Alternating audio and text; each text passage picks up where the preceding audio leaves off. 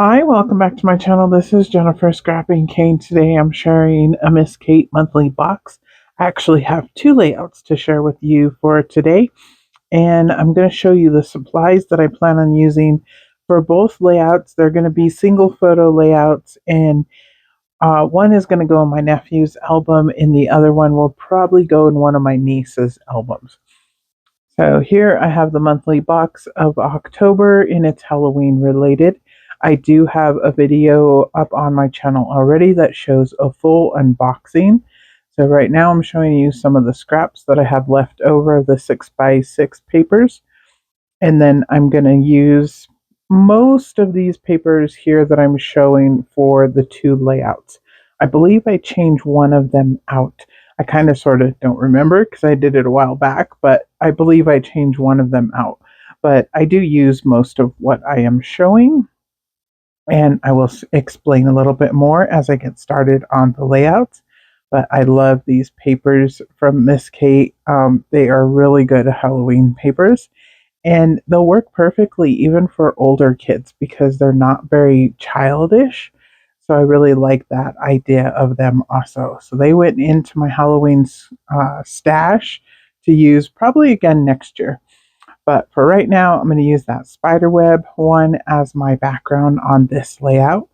And then I'm going to layer up papers at the top and the bottom. So I did the stars and the bats at the top, and I just layered the two together after I tore them, and I'm doing 8.5 by 11.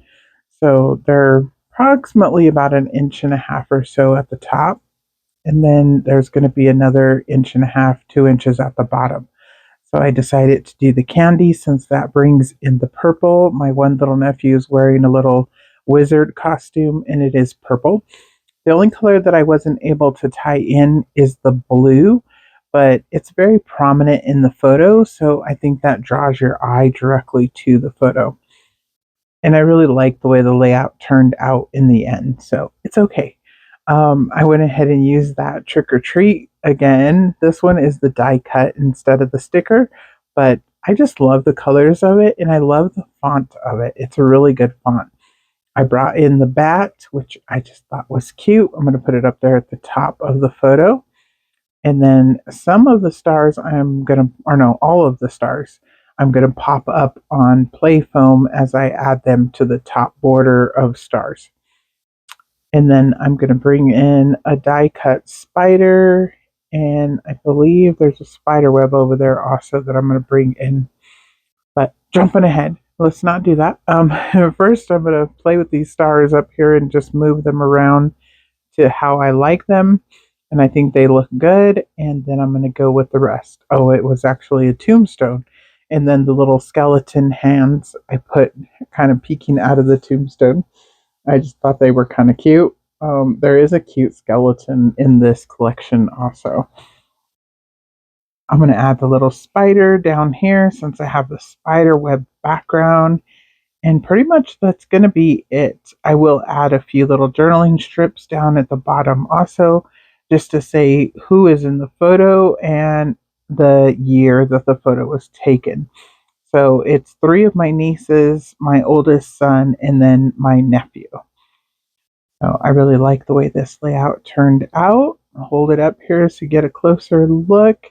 And I think it turned out so cute.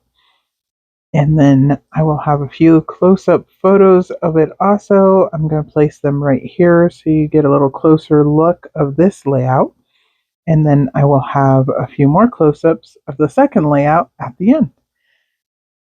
And again, I just think it's a really great collection. You can pick it up at misskate.com. I'll leave her information down below. And I have an affiliate link. If you use that link, it doesn't cost you any more, but I do get a small commission. And it is a monthly subscription, but I believe you can cancel at any time. So here, the spiderweb paper in the white with black spider webs, and I tore it all the way around to make it look like it was peeking out from behind that purple, like, I don't know, it's not really a checkerboard. It's black and purple diamonds, I guess, in the background.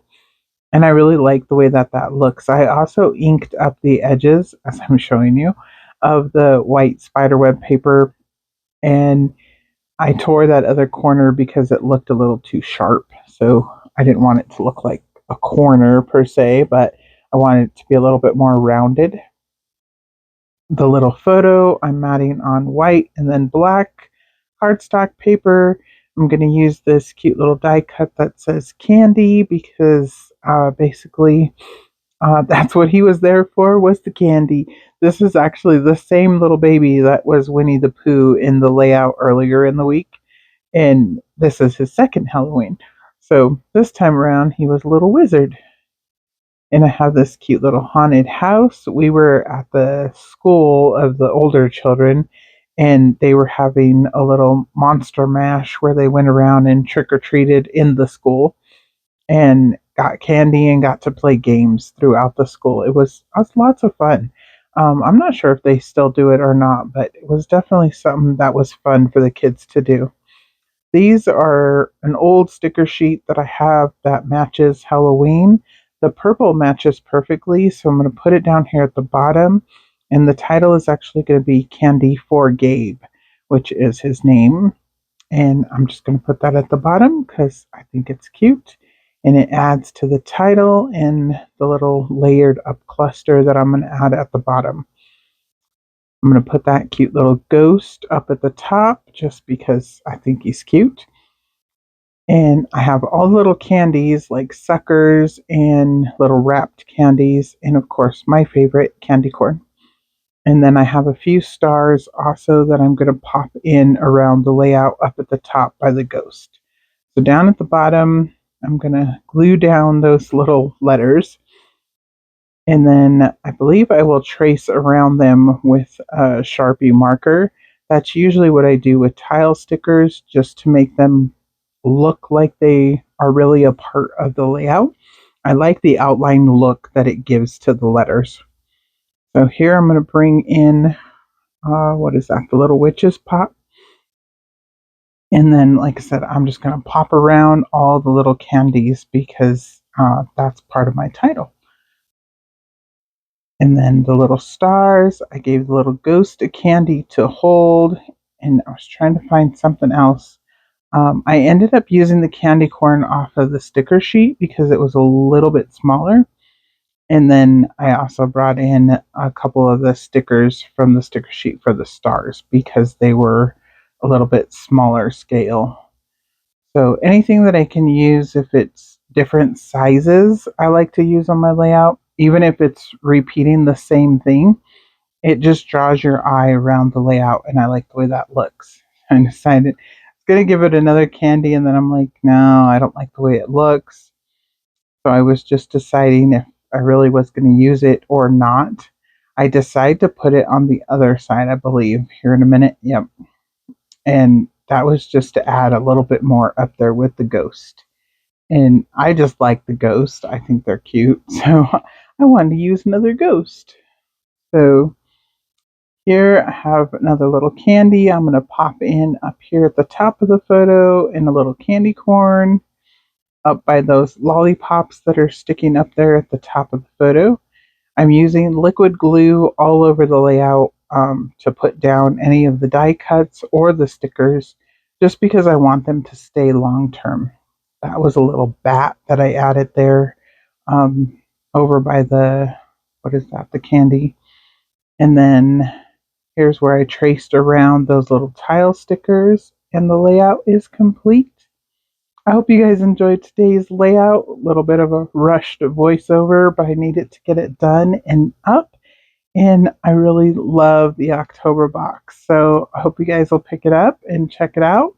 It definitely is a lot of really great products, and you get a lot of paper in these packs. So I will see you in the next video. Links are down below.